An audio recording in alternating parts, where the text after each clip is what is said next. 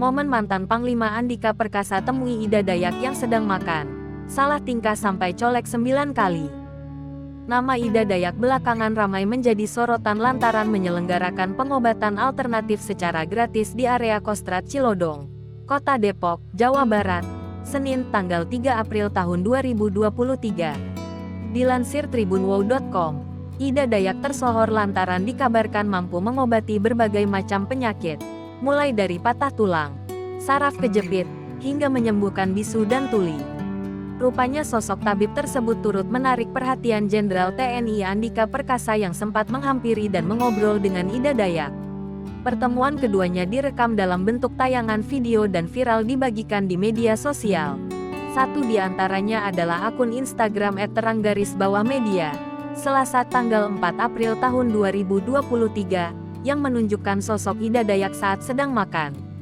Wanita 51 tahun tersebut tampak lahap menyeruput makanannya dari wadah bercorak bunga-bunga. Seperti biasa, ia mengenakan rompi dengan pola tradisional suku Dayak yang sudah menjadi ciri khasnya. Tak disangka, dari arah belakang muncul Andika Perkasa yang langsung menyapa sang tabib.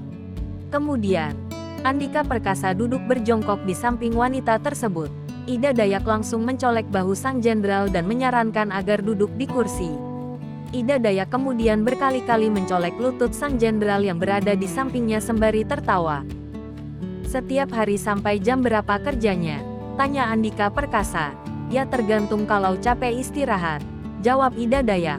"Sampai jam 10 malam lebih," cecar Andika Perkasa. Tampak Ida Dayak berpikir keras sebelum kemudian memberikan jawaban.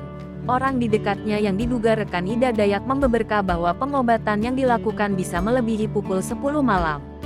Setelah puas mengobrol dengan sang tabib, Jenderal Andika Perkasa lantas berpamitan meninggalkan lokasi tersebut.